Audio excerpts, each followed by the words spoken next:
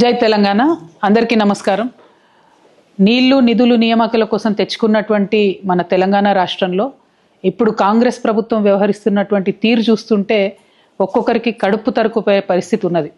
ప్రత్యేకించి నియామకాలు గ్రూప్ 1 విషయంలో జరుగుతున్నటువంటి హేరాఫేరీని ప్రజలందరూ కూడా గమనిస్తూ ఉన్నారు.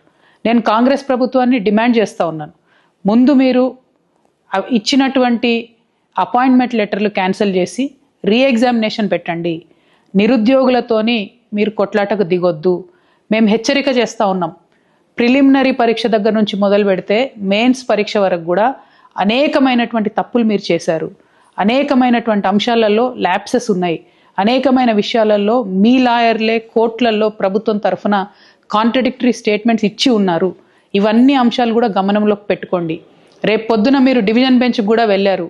నిరుద్యోగుల మీద ఇంత కక్ష సాధింపు చేసి ఒకటి నుంచి ఇంకో దగ్గరికి లిటిగేషన్ చేస్తూ మీరు ఎవరి కోసం పనిచేస్తున్నారు?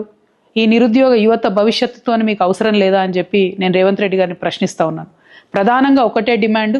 ఈరోజు సుప్రీంకోర్టు కూడా ఒక మాట చెప్పింది, ఏవైతే మీరు ఉద్యోగాలు ఇచ్చారో ఆ ఉద్యోగాలు పర్మనెంట్ కాదు.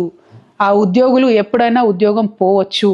డివిజన్ బెంచ్ కానీ సుప్రీంకోర్టు కానీ పరీక్ష మళ్ళీ పెట్టమని చెప్తే మీరు ఇచ్చినటువంటి అపాయింట్మెంట్లు అన్నీ కూడా ఒక జోక్ లాగా తయారవుతాయి.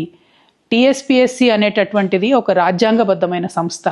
ఎంత గౌరవంగా ఉండాలి, ఎంత ప్రేమగా విద్యార్థుల భవిష్యత్తును తీర్చిదిద్దాలి. అట్లాంటిది మీరు దొంగల జోరే రాత్రి పోయి రిజల్ట్ ఇస్తారు. తెల్లారి ఆగమాగం అందరినీ పిలిచి ఎక్కడనో ప్రోగ్రాం పెట్టుకొని అపాయింట్మెంట్ ఆర్డర్ ఇస్తారు. ఎందుకింత దొంగతనం? ఎందుకింత దాపరికం? ఎందుకు పారదర్శకత లేదు?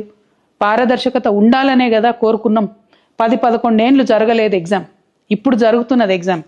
మళ్ళీ ఎందుకు భవిష్యత్తుతోని, పిల్లల భవిష్యత్తుతోని మీరు చెలగాట మాడుతున్నారని నేను కాంగ్రెస్ ప్రభుత్వాన్ని ప్రశ్నిస్తున్నాను.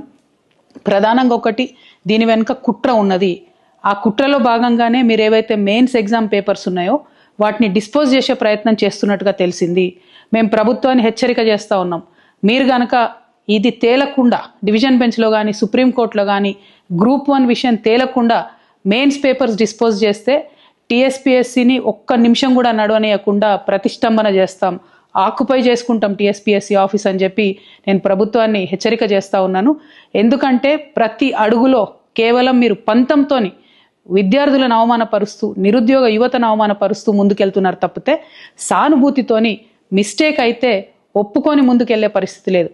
అన్నిటికన్నా దారుణం ఏంటంటే ప్రెసిడెన్షియల్ ఆర్డర్లో 95% తెలంగాణ బిడ్డలకు ఉద్యోగాలు రావాలి, కానీ దాన్ని కూడా తుంగలో దొక్కి 8 మందికి అర్హత లేనటువంటి వారికి మీరు ఈ తెలంగాణ రాష్ట్రంలో ఉద్యోగాలు ఇచ్చారు.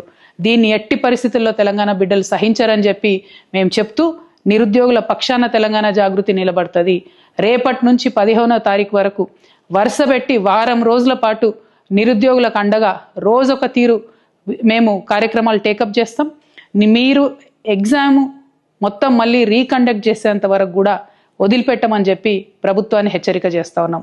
నిరుద్యోగ మిత్రులందరూ కూడా నేను కోరుతా ఉన్నాను, మీరు ధైర్యంగా ఉండండి. నాకు తెలుసు మీరు వచ్చి ఉద్యమాలు చేయలేరు, మీరు బయటికి రాలేరు. చాలామంది మీరు ప్రభుత్వ ఉద్యోగాల్లో ఉన్నవారు ఉన్నారు, రకరకాల వ్యాపకాల్లో ఉన్నవారు ఉన్నారు. కాబట్టి మీ తరఫున నేను కొట్లాడతాను, తెలంగాణ జాగృతి కొట్లాడుతుంది. ఖచ్చితంగా ఈ గ్రూప్ 1 క్యాన్సిల్ చేసి రీఎగ్జామినేషన్ పెట్టించే వరకు వదిలిపెట్టబోమని చెప్పి చెప్తా ఉన్నాం. Thank you. జై తెలంగాణ.